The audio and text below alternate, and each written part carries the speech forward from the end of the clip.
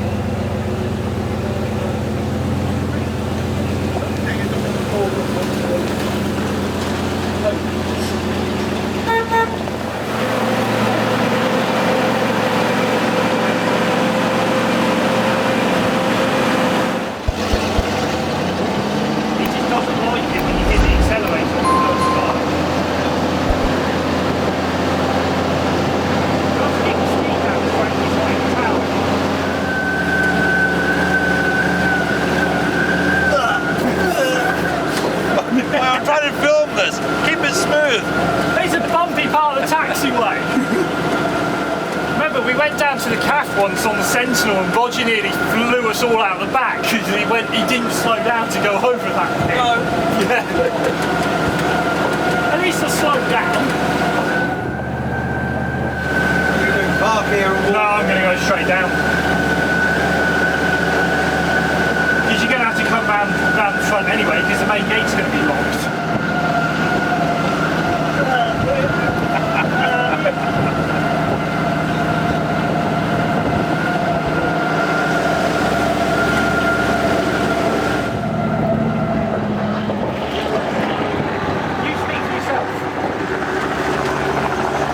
I haven't got a spanner. No, I thought you had it. I'll do it there. Anyway, yeah, there's one on it.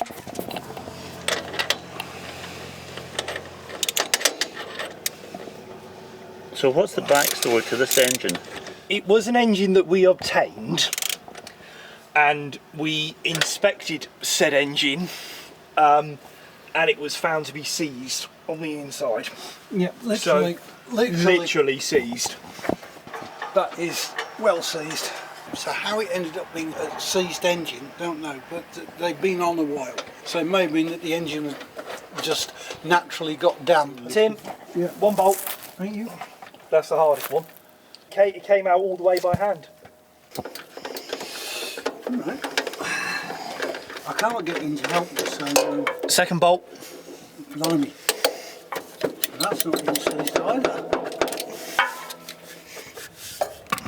No. I'd love to take some of these armoured cables off, but... Okay. Tank. I have. I think I can get it out the hole. And that looks very good indeed. It looks very good. I mean, it's a bit... But basically that Is it moving? I can't tell from here. You might need a tap with hammer. Okay. But there we go, it's been dry in here for God knows how long, so... Yeah, that's what we want, the whole lot. The other part that we might try to go for at some point in the future is the chassis mounted fuel system, which is that block there. Also, The nose bullet, that nose bullet. Is that actually...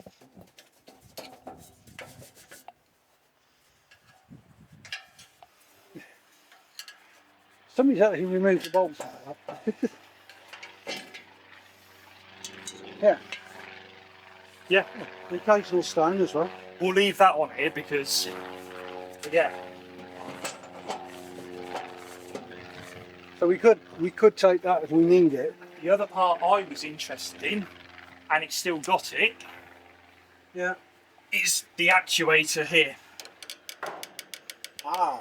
That, I wanted that off it as well. Actually, I'd have taken the whole valve. Yeah, I'll take everything off Whole here. valve. Yeah, Yeah, because we haven't got a spare of those, have we? I've got two serviceable ones, but I'd like this one as well. So I'd like to take that off as well. This is the oil header tank for the CSDU, which is the constant speed drive unit, which is this piece. It goes in here, right? which the alternator sits on there. So your constant speed drive unit drives the alternator at a constant speed to give you the correct frequency and voltage required for the 200 volts operation of the aircraft. That's the gearbox that comes out from the centre of the engine. So it comes from this point, the engine, and that drives it. So the starter would sit on there, on that point.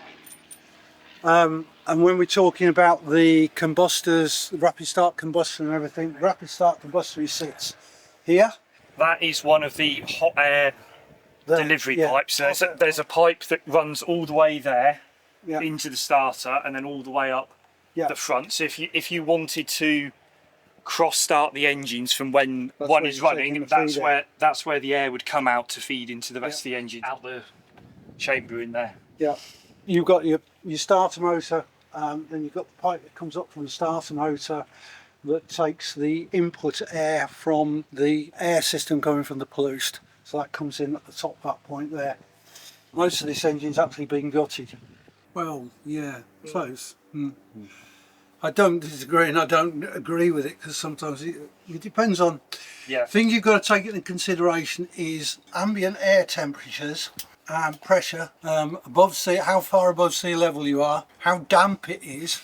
Funnily enough, you have a jet engine, you get better performance if it's damp. That's why some of the passenger aircrafts used to have a water boost. They pull a lever which releases water into the engine, which increases the amount of boost they got, especially hot, high climates, like when you go on holiday to Spain. B-52s did that, didn't they? They did on the inboard jets, which led to a high failure rate in the early engines. That's why one of the engine change packages they went through. Mind you, when they've got Rolls-Royce engines. When we talk about seized, this should rotate freely like ours do, as you would have seen in earlier videos, but that is completely rock solid. You see our engines on the breezy day, they're all windmill. But also now the amount of corrosion that's around the front here, on these blades here, you wouldn't want to go anywhere near trying to start this again. That's the engine oil tank, and when you read the engine oil, you read it on the glass on there, in here, and you look up from down there into a mirror or a polished piece of steel, isn't it, Matt? Polished piece of steel, yeah. Right, and you can just about make out the blurry mark on the inside. So it's a bit hit and miss, but you know, we sort of know what we're looking at. It's a bit easier to see things on this engine because it's been gutted. But I mean, there are parts that will possibly. There are more parts that I'm spotting. The CMFS, we probably won't take that because we don't know what the state of that is, and we've already got one in bits. Burners might prove useful, but not particularly worried about those at the moment. It's the junctions. The igniter's already gone, but yeah, any of these junction pipe works here might prove useful. The pipes, not in, well, I can get spares for pipes. We've made pipes up for our aircraft as it stands, so with all these cable harnesses, although they look really tatty, could be useful, because basically if we have a situation where we lose cable harness on an engine, instead of struggling to make up a cable harness, if we've got one that's already made, we can just remove it from the engine. Obviously it would be an engine out situation if we were going to do that.